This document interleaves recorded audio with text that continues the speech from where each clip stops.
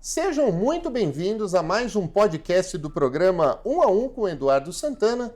Hoje eu recebo aqui o empresário e empreendedor Carlos Wizard Martins. Carlos, é um privilégio te receber aqui, uma honra.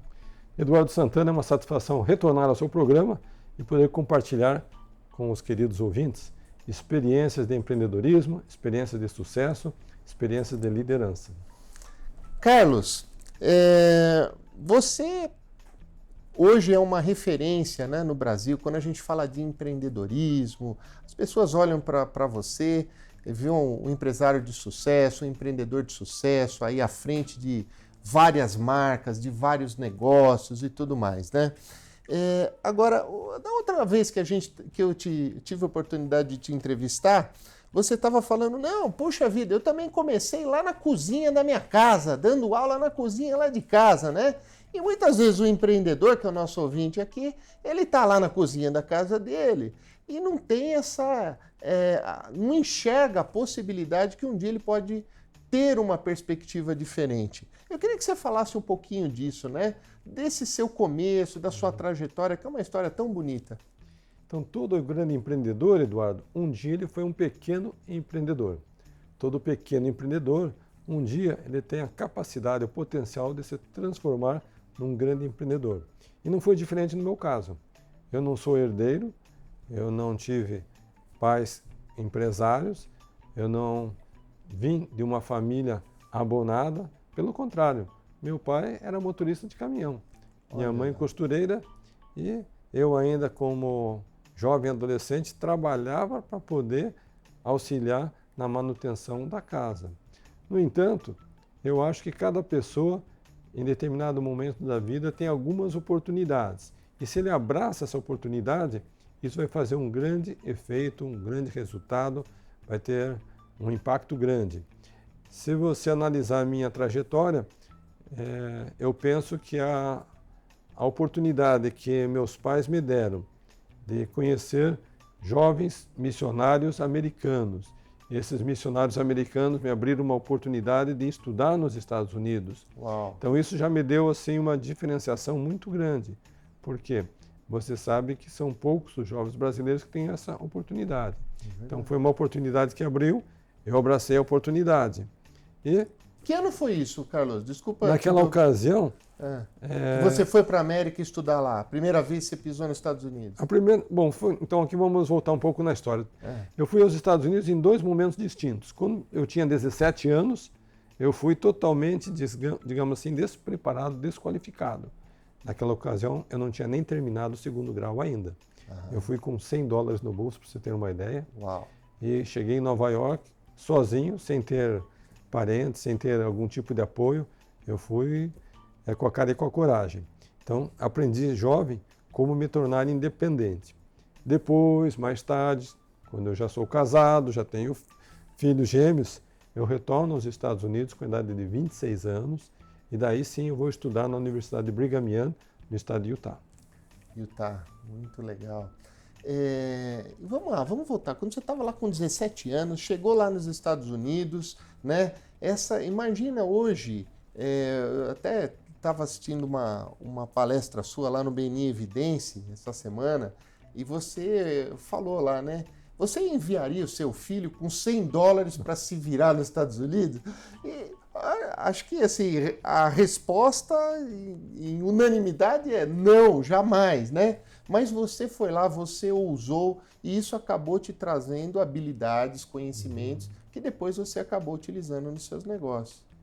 Foi um processo de amadurecimento, de crescimento, de transformação muito precoce.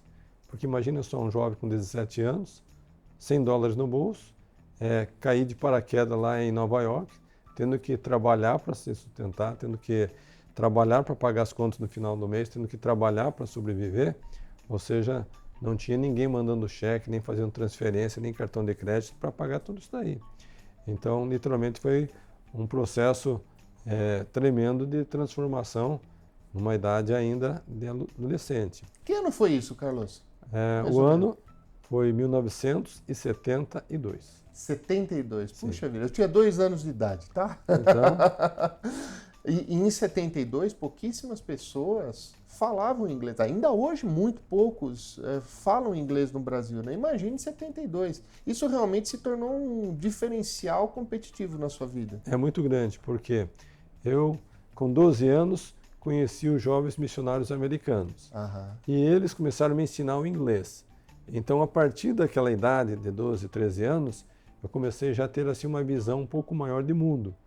Ou seja, sair do país, ir para uma outra cultura, aprender costumes e hábitos diferentes. E o inglês, conforme você falou, é fundamental. Hoje em dia eu costumo dizer o seguinte, Eduardo, se uma empresa tem uma vaga com 2 candidatos, um sabe inglês, o outro não sabe, quem souber inglês vai ser contratado. Quem não souber vai esperar até surgir uma vaga que não exige essa qualificação. É verdade, é verdade. E aí, assim, né, ouvindo a sua palestra lá também, você falou de... Eu vou puxar algumas coisas aqui que eu achei interessantíssimas, né? Você falou também daquele dia que você estava na fila do banco, né? E que foi quando você decidiu empreender. Você pode contar essa história aqui para o nosso ouvinte que não estava lá no BNI Evidência assistindo a sua palestra? Então eu vou compartilhar uma experiência que eu vivi ainda na universidade. Enquanto eu estava no Brasil, Eduardo, eu vou admitir aqui publicamente, eu não era um bom aluno. As minhas notas eram mais vermelhas do que azuis. Quando eu cheguei lá na universidade, eu pensava que eu ia me transformar e me tornar um excelente aluno. As notas continuaram vindo péssimas. E eu me senti muito frustrado. Me senti assim com um sentimento de fracasso. Eu pensei, 26 anos, casado, 2 filhos, ter que enfrentar tudo isso daqui, a exigência, o grau de desempenho era muito alto. Eu pensei, não estou preparado, eu vou voltar para o Brasil, vou desistir, não quero mais ficar aqui. Eu voltei para casa com essa sensação. Mas, felizmente, a minha esposa pensava diferente. Quando eu propus para ela voltar para o Brasil, retornar e interromper os estudos, ela disse, negativo. Você veio para os Estados Unidos para se formar. E enquanto você não se formar, não vai voltar. Então, põe uma coisa na tua cabeça. Só vai voltar para o Brasil depois da formatura. Então, a partir daquele momento, eu sabia que não tinha mais saída. Não tinha escapatória.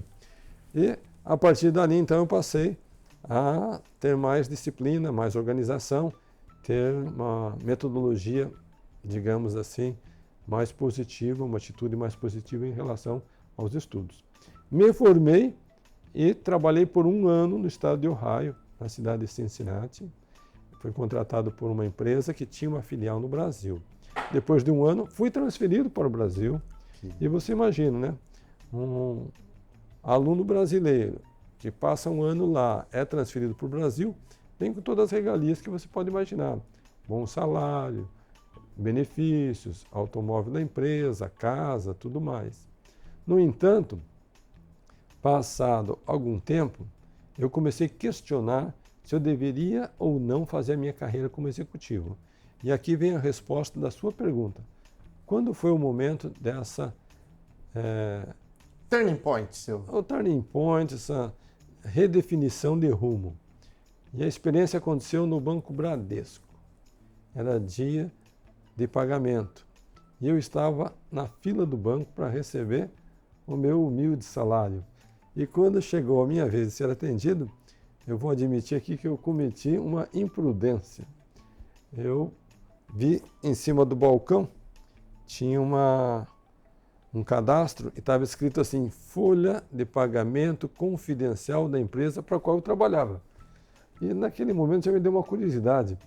Eu estou começando minha carreira agora, deixa eu ver qual que é a projeção, qual que é o salário que o meu chefe recebe, que isso daí vai me servir como um balizador, né?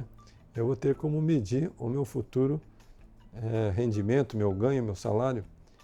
E a hora que eu perguntei para a moça, você poderia, por favor, ver quanto que é o salário do meu chefe? Eu fiquei até surpreso com a resposta dela. Ela só perguntou, como que ele se chama? E a partir daí, ela olhou e me falou o valor, sabe? Mas Eu tenho que admitir que eu pensei que ela tinha se equivocado. Eu disse, eu acho que você se enganou. Dá para verificar outra vez? Ela verificou, falou o nome, falou o valor.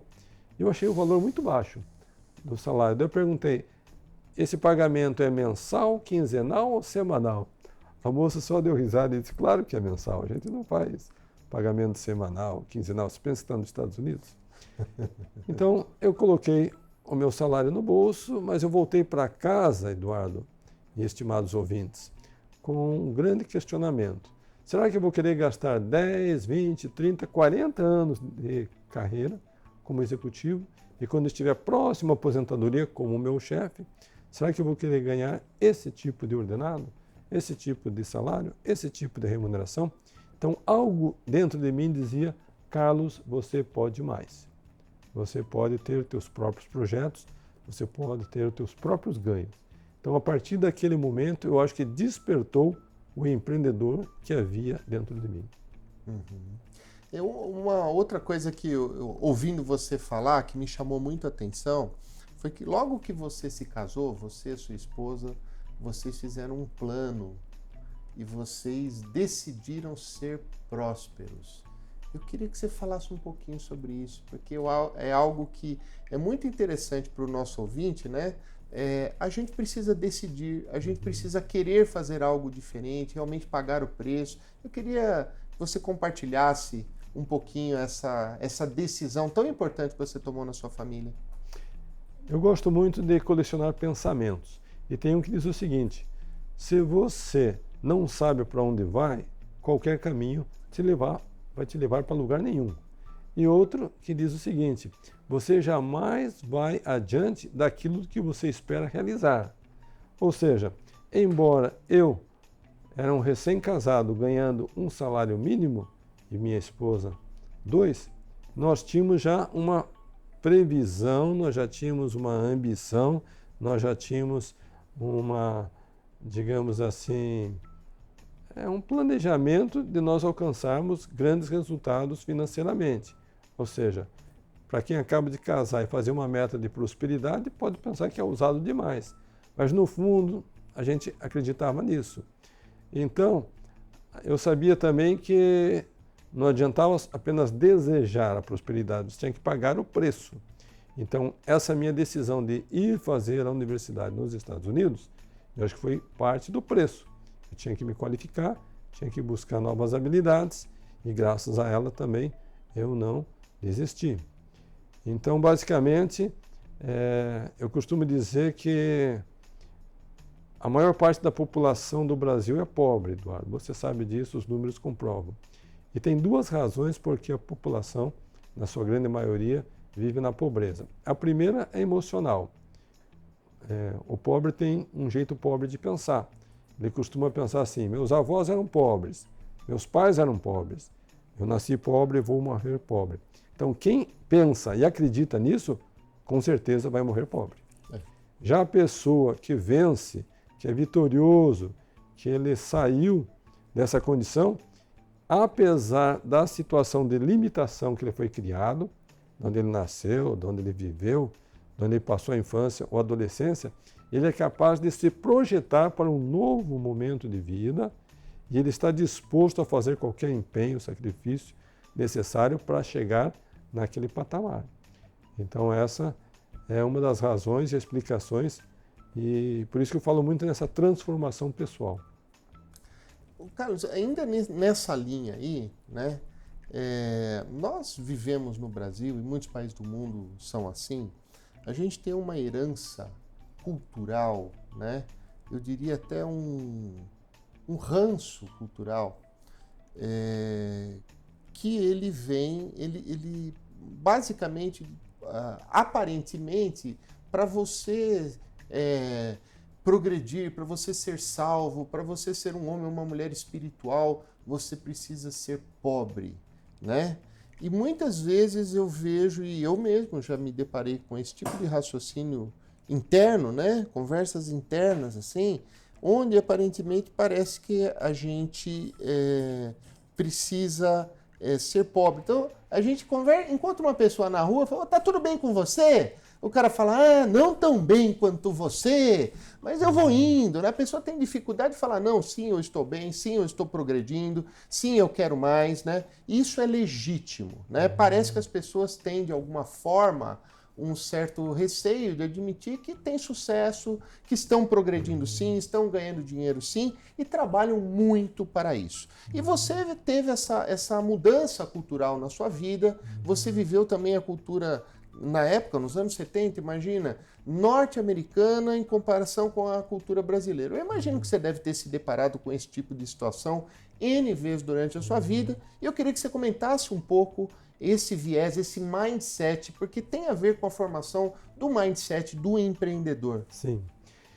Eu agradeço, Eduardo, você ter citado esse aspecto, porque realmente parte dessa população que vive na pobreza e aceita a pobreza, ela fica mais ou menos condicionada de que a pobreza é uma virtude, que é louvável, quando na verdade Deus nunca se alegrou e nunca pregou em nenhuma parte do Evangelho a pobreza. Pelo contrário, se você for bastante criterioso, desde o Antigo Testamento até o Novo Testamento, homens de bem, homens tementes a Deus, homens que serviam ao próximo, eram pessoas de bem, pessoas ricas, pessoas com posses, com recursos. Algumas pessoas interpretam um versículo da Bíblia que diz que o amor ao dinheiro é a razão, é a raiz de todos os males. Então, acho que nós temos que ter a perspectiva certa. Não é questão de você ter ou não ter dinheiro, é amor ao dinheiro. Perfeito. Ou seja, quando a pessoa coloca o dinheiro acima da família, acima do próximo, acima de Deus, acima do pobre, do carente, do necessitado, então, na verdade, aquilo ali é uma raiz, é a origem de todo o mal. Mas nada impede a pessoa ter o recurso, ter a condição financeira e fazer exatamente o oposto. Auxiliar a sociedade, gerar empregos, gerar riqueza, distribuir a riqueza, fazer o bem, fazer caridade, usar o seu recurso com sabedoria. Então, eu acho que é isso que Deus literalmente espera e é isso que o Evangelho prega. É assim que eu creio também. O Carlos, é muito comum a gente ver, sobretudo na América do Norte, né? Eu que também pertenço a uma organização internacional de negócios que foi fundada na Califórnia, então a gente acaba tendo muito relacionamento lá na América do Norte, e mesmo na Europa, em outros países.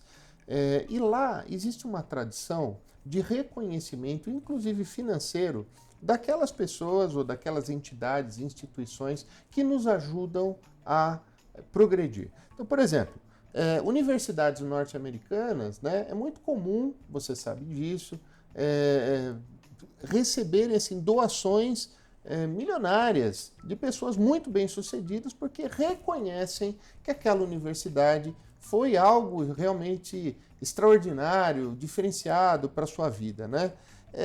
E aqui no Brasil a gente não tem essa prática, né? Não tem a prática de reconhecer nem as instituições de ensino e muito menos de retribuir à sociedade de alguma forma, nós empresários, empreendedores, profissionais liberais, a sociedade de alguma forma é que nos ajudou a ser prósperos, né? E também eu vejo isso lá em algumas outras culturas, isso de uma forma diferente. O que você pensa a respeito disso?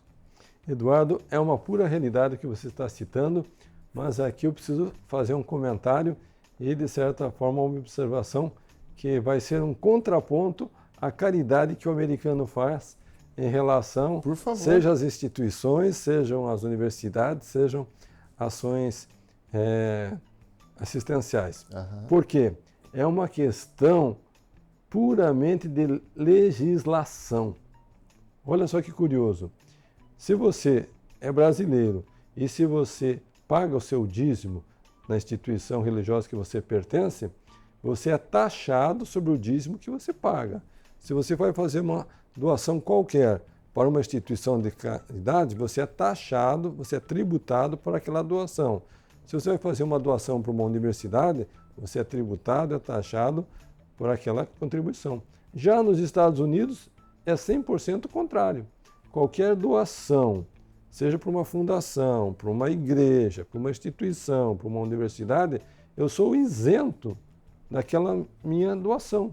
Claro. Ou seja, então a cultura, em termos de legislação, ela promove essa iniciativa, essas doações, essa caridade, e daí o país como um todo, ele acaba se tornando mais caridoso devido e decorrência à própria legislação que fomenta e favorece. Ao passo que no Brasil, você faz a caridade e ainda você é tributado em cima sobre ela. a caridade que você fez. E o país acaba se beneficiando, né? Porque a gente vê, por exemplo, as universidades brasileiras, de um modo geral, claro que há ilhas de exceção, claro que existem aí hoje empresas fantásticas, inclusive que principalmente na parte de EAD e tal, que o Brasil hoje está até exportando, né, know-how, tecnologia nesse ponto, mas de um modo geral, as universidades públicas brasileiras que poderiam estar recebendo... Estão falidas, sucateadas, e o Estado sem recurso para investir lá em algo que seria tão simples, uma mudança de conceito jurídico, tributário, né? Tá aí a nossa reforma tributária que, com a graça de Deus, sai esse ano, né? Porque não dá mais para a gente suportar uma carga tão grande, né? Sobre aqueles que produzem, geram emprego, como você, como eu e outros empresários que estão nos ouvindo hoje. Mas realmente poderia ser aí um caminho, né? Fica aqui aí as autoridades que nos ouvem aí, fica aí a sugestão de pensar nisso, né, Carlos? Perfeitamente. E a partir do momento em que nós temos qualquer tipo de benefício em termos tributários, é claro que o coração vai destinar os recursos, seja para a universidade, seja para a fundação, seja para uma obra de caridade, para uma instituição religiosa. Perfeito. Agora, Carlos, já que a gente está falando de caridade, instituição religiosa e tudo mais, eu queria, assim, né, dizem que, bom, quando a gente começa a nossa vida, né, a gente precisa ir atrás da subsistência, né, tá lá a pirâmide de Maslow, lá, né, famosa, e os grandes homens de negócio, quando já superam essa fase, eles vão trabalhar atrás de causas, né, e eu sei que você tem o seu coração hoje voltado à questão da Venezuela, né? Hoje a gente recebe aí refugiados venezuelanos no Brasil. E eu sei também que a gente acaba tendo alguns filtros, sobretudo da imprensa, e eu respeito muito a imprensa, mas eu gostaria de ouvir primeiro do Carlos Wizard Martins, né? Você que está, para você que está nos ouvindo, o Carlos, ele está lá em Pacaraima, ele tem um trabalho lá de inclusão social com esses refugiados venezuelanos. Eu gostaria, Carlos, primeiro que você desse um panorama, o que realmente está acontecendo, qual a sua percepção a respeito disso, e também o que é esse trabalho que está sendo feito lá, e no final quero também que você coloque aqui como nós que estamos aqui ouvindo você hoje, como nós podemos nos engajar nisso e apoiar essas ações eventualmente. Dá um panorama para a gente, como é que está a situação lá, você que está ali no dia a dia, realmente caminhando ali junto com eles. Então, primeiro precisamos nos situar toda a região, como que ocorre essa migração. Para o nosso ouvinte ter a noção de perspectiva, a população da Venezuela é pouco mais de 30 milhões de habitantes. No entanto, nos últimos anos, 5 milhões já deixaram o país. Ou seja, nós estamos falando quase 20% da população. Fora o fluxo migratório da Síria, esse já é o maior fluxo migratório da história da humanidade. Uau. Então, nós estamos aqui falando de um vizinho nosso na América Latina, extremo norte do país, que está enfrentando essa crise que já corre aí 2, 3, está indo para o 4º ano. Então, o que acontece? Um número pequeno tem vindo ao Brasil. Desses 4 milhões, 5 milhões que deixaram a Venezuela, pouco mais de 100 mil pessoas vieram para o Brasil. Só 100 mil? É um número pequeno, quando a gente compara. Para onde que eles foram? Foram para a Europa, foram para os Estados... Bom, vamos situar. Aqueles que tinham recursos, condições financeiras, que tinham maior liberdade financeira, eles já foram para a Europa, para o Canadá, foram para a Austrália, foram para os Estados Unidos. Aquele que não tinha essa condição, ele escolheu a América Latina. Mesmo idioma, mesma cultura e tudo mais. Então foi para a Colômbia, foi para a Argentina, para o Chile, outros países. E aquele, então, que não tinha condição financeira, aquele que não tinha como ir para os países latinos, aqui da América do Sul, acabaram vindo para o Brasil, que não é muita gente, pouco mais de 100 mil pessoas. E aí tem um aspecto que a gente não pode perder a referência, Eduardo. Hoje, nós temos muito mais brasileiros que saem do país e vão migrar para outros países, como Portugal, Espanha, Itália, a própria Inglaterra, Estados Unidos, Canadá, Austrália, do que estrangeiros que chegam. Então, não podemos perder essa perspectiva que está lotando o país de estrangeiro, porque não está. E tem um aspecto que eu sempre cito, que é o seguinte: o Brasil tem mais de 200 milhões de habitantes. Será que nós não podemos acolher 100? Será que não podemos acolher 10 mil pessoas que precisam de abrigo? Claro que conseguimos. E também tem um outro aspecto, que é o seguinte: quando você pega o teu sobrenome, pega aqui o cartãozinho, e você vai observar o teu sobrenome, logo você vai ver que você é um estrangeiro, cara. Se voltar 100 quem anos... não é estrangeiro hoje em dia no Brasil? Se voltar 100 anos na história, 150, mais tardar 200 anos, o seu antepassado ou veio da Europa, ou veio da Ásia, ou veio da África.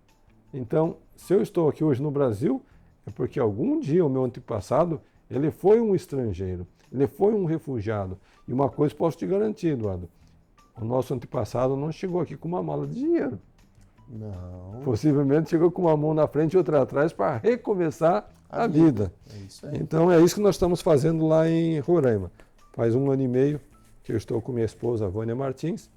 Nesse período acolhemos mais de 10 mil refugiados. Uau. E o nosso grande trabalho consiste em tirar o refugiado de Roraima e enviá-lo para outros estados do Brasil. Por que isso? Roraima é um dos estados mais pobres da nação. Não tem indústria, não tem empresa, não tem emprego, não tem como se manter lá. 80% dos trabalhadores são funcionários públicos, passaram em concursos e hoje estão trabalhando para o município, para o estado, para o governo federal. Então o estrangeiro não tem chance ali. E felizmente nós conseguimos uma parceria com a Azul, com a Gol e a Latam. Uau. E eles fazem o transporte gratuito desse refugiado para todos os estados do país. Que legal. Então, é uma facilidade quanto ao transporte. E qual que é o meu apelo, então, a você que está sintonizado conosco nesse momento? Então, você que é um líder empresarial, um líder comunitário, um líder religioso, uma pessoa do bem, um cidadão do bem, eu convido você a nos auxiliar de 3 maneiras. Primeiro, se você tiver uma vaga de emprego para um profissional, para uma pessoa que venha nessa condição de imigrante, por favor, entre em contato conosco e nós vamos poder, então, atender essa vaga de emprego na sua empresa, na sua região. Segundo, você pode nos auxiliar acolhendo uma família. Acolher temporariamente, por 1 mês ou 2, até que ela consiga o trabalho e ela consiga se manter de forma independente. E terceira forma, se você estiver aqui na região metropolitana de Campinas, nós temos um centro de acolhimento de refugiados na cidade e eles precisam de alimentos. Então, se você quiser doar uma cesta básica, pode entrar em contato conosco. Vai estar aqui na tela o nosso contato do site, do WhatsApp, e você vai poder fazer essa doação de alimentos e vai estar contribuindo. Sabe por quê, gente? O pouco que você fizer significa muito para quem hoje não tem nada. É verdade. E até uma questão de princípio também, né, Carlos? Porque é aquilo lá, né? Amar a Deus sobre todas as coisas é o próximo como a si mesmo. Se a gente tivesse uma situação dessa, que pode acontecer, quem garante que amanhã depois também não pode passar necessidade? Como é que você gostaria de ser tratado? Recentemente eu recebi uma jovem, 35 anos, uma jovem, e ela disse que a trajetória dela era jornalista, era repórter, ela fazia cobertura de eventos, ela escrevia para o jornal, para a revista lá da Venezuela, e ela jamais pensou que algum dia ela seria uma refugiada. Uau. Então, às vezes eu sou criticado, Eduardo, por que você está ajudando o pobre estrangeiro quando tem tanto pobre no Brasil? Então, quem faz esse comentário é porque ele não sabe o que é ser um refugiado. O refugiado é a pessoa que quer trabalhar e não tem trabalho, porque as empresas fecharam. O refugiado é uma pessoa que entra no supermercado e não tem comida para vender, porque a comida acabou. O refugiado é um que fica doente, vai na farmácia e não tem remédio para vender. O refugiado é uma pessoa que chega em casa, abre a torneira e não sai água da torneira. O refugiado é uma pessoa que tenta acender a luz e não tem energia elétrica na cidade. Então, esse é o refugiado.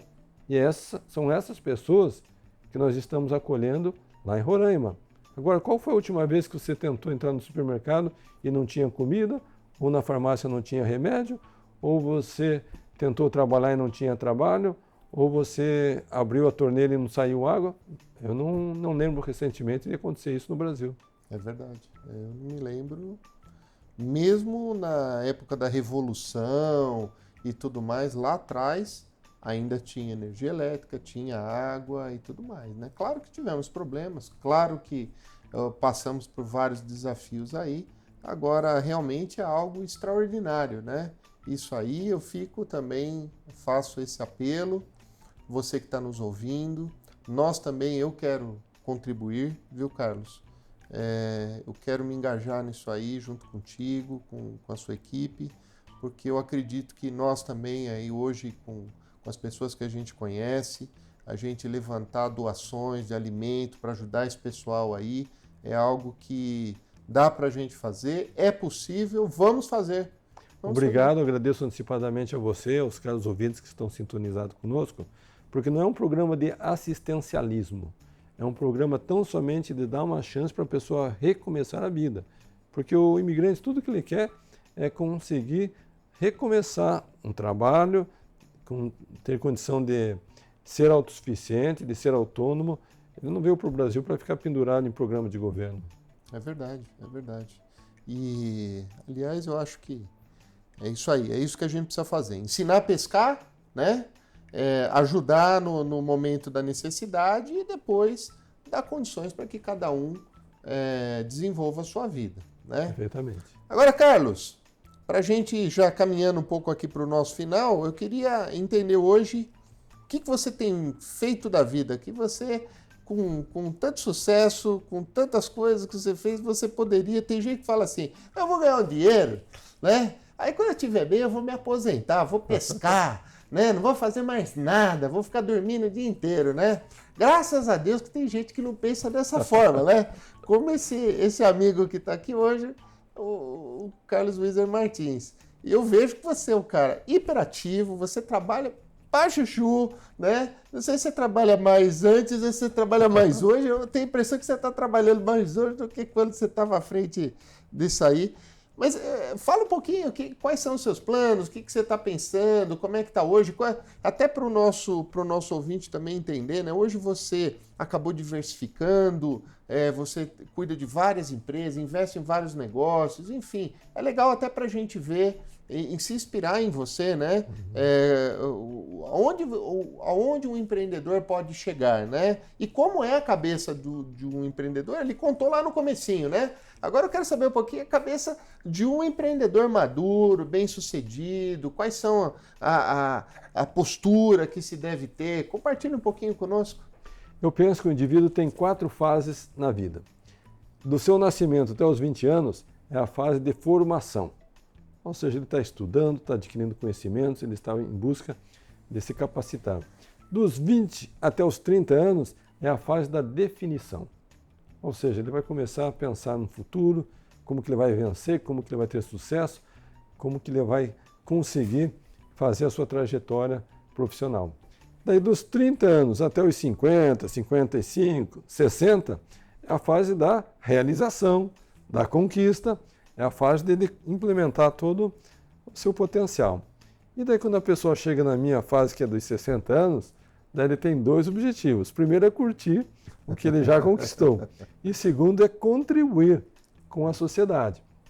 Então hoje eu estou nessa fase, tanto de curtir, né? Quer queira, quer não, tenho 6 filhos, 18 netos, então tenho uma riqueza muito grande e agradeço a Deus por essa riqueza.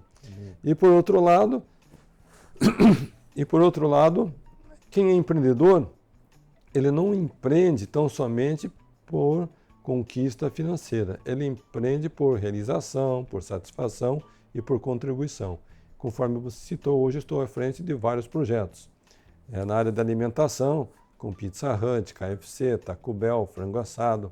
Na área de cosméticos e produtos naturais, estou com a empresa Aloha, que é uma empresa jovem, foi fundada por minhas filhas Thaís e Priscila, que é voltada ao empreendedorismo e tem uma pegada muito importante que a pessoa com um pequeno investimento pode já empreender.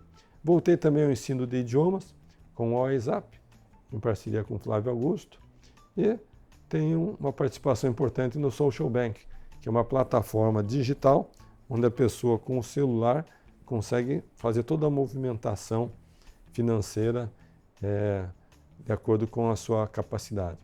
Então, voltando à sua pergunta, realmente eu estou hoje numa posição muito mais madura, mais estratégica, mais como um membro de um conselho do que estar atuando. E cada uma dessas empresas que eu citei, Eduardo, possui um responsável, um executivo, um CEO, que responde por todo o desenvolvimento, de modo tal que eu me reúno para tratar dos assuntos institucionais, assuntos estratégicos, estabelecimento de metas, avaliação de relatórios, porém a gestão, carregar o piano no dia a dia, fica por conta das equipes.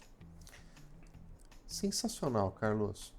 E eu queria que, para a gente fechar com chave de ouro, né? A gente hoje, né, através dos nossos ouvintes, através das organizações que a gente participa, apoia e tudo mais, a gente procura de alguma forma ajudar o micro e pequeno empreendedor, o profissional liberal, né? E muitas vezes um sujeito desse, ele sonha em prestar serviço para uma grande empresa, né? E você hoje administra diversas grandes empresas, proprietário, sócio, enfim, diversas grandes empresas. Então o sujeito fica sonhando, poxa vida, se eu pudesse prestar serviços para a Taco Bell ou para não sei o que e tal. Então muitas vezes é isso aí. E por um outro lado, eu costumo fazer essa pergunta aqui para as pessoas que eu entrevisto, né? Qual é a dica que você dá para o micro e pequeno empresário, para o empreendedor, para o profissional liberal, se ele quer prestar serviço para uma grande empresa, quais são as coisas que ele precisa fazer? Qual a mentalidade que ele precisa ter? Quais são as dicas que você dá para essas pessoas para que realmente eles possam ter contratos melhores, maiores e ambicionar crescer o seu próprio negócio? Tenho 3 dicas importantes. E foi bom você citar nessa pergunta porque é estratégico para quem está começando o negócio. Primeiro, o empreendedor precisa entender que cada empresa tem uma necessidade. E o desafio inicial do empreendedor é descobrir qual é a necessidade da empresa. Não importa se está falando da Petrobras, se está falando de uma padaria na esquina. Tanto a Petrobras tem uma necessidade como a padaria da esquina tem. Uau. O que acontece é que muitas vezes o prestador de serviço nem sabe qual que é a necessidade da Petrobras, ou nem sabe qual que é a necessidade da padaria. Daí, se eu não sei qual é a necessidade, como que eu vou atender? Eu não vou conseguir atender nunca. Então aí vale o esforço, o empenho, a necessidade do empreendedor analisar muito bem, conhecer muito bem aquela operação, se inteirar de quais são os grandes desafios, os problemas, todos os, digamos, impasses que aquela instituição, empresa está atravessando e como ele, então, vai atender aquela necessidade. Deixa eu ver se eu entendi bem, né? Toda empresa tem um problema. O que é remunerado é quando o empresário vai ajudar a solucionar um problema. Perfeitamente. É isso? Exato. Perfeito. Você traduziu numa única frase. Você precisa ser um solucionador de problemas. E eu, como empresário, você como empresário e qualquer empresário do mundo, a partir do momento que alguém vem para resolver um problema, nós pagamos, nós remuneramos bem essa solução. Uau. Perfeito. Segundo, a tua qualidade de serviço precisa ser melhor do que a concorrência. Porque se eu tenho um concorrente que já está me atendendo, eu já estou me relacionando com ele há 2, 3, 4, 5, 10 anos, por que eu vou mudar de prestador de serviço? Não tem razão. Agora, se porventura você me oferece uma solução que é melhor, de maior qualidade, que vai me ajudar a ganhar tempo, eficiência, opa!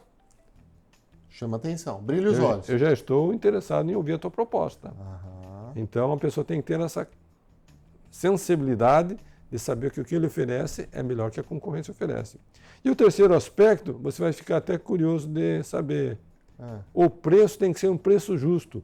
Nem sempre é o preço mais barato. Olha lá. Por quê? Eu descobri que quem somente trabalha com o diferencial do preço, chega uma hora ele vai quebrar. Porque não vai conseguir oferecer qualidade, oferecer bons produtos, oferecer bons serviços, praticando uma redução cada vez maior do preço. E eu, você e todos os empresários desse país estamos dispostos a pagar um preço maior por uma qualidade de serviço maior, por um diferencial e aquele especialmente que venha resolver o meu problema empresarial. E assim a gente consegue manter um ecossistema, né? Porque as grandes empresas também dependem das suas terceirizações, dos seus fornecedores e tudo mais para dar um bom serviço, né? Exato. E se fica trocando toda hora, é um problema também para o grande, né? Então, fantástico. Carlos Wieser Martins, que honra te receber aqui, pessoalmente, podendo falar, dar essa aula, né? Você, novamente, é uma pessoa que realmente nos inspira, a gente deseja tudo de bom para você e queremos cada vez mais saber como é que a gente pode ajudar, como é que a gente pode se engajar nessas causas, né? Como é que os micro e pequenos empresários aqui da região, posso falar pelo BNI, pela organização BNI que eu dirijo aqui na região também, nós queremos de alguma forma estar apoiando isso aí, apoiando essas iniciativas e trabalhando juntos, né? E parabéns aí por tudo que você tem feito, por tudo que você representa dentro do Brasil e que cada vez mais você tenha essa prosperidade e essa sabedoria para devolver e para fazer iniciativas tão interessantes no Brasil e no mundo.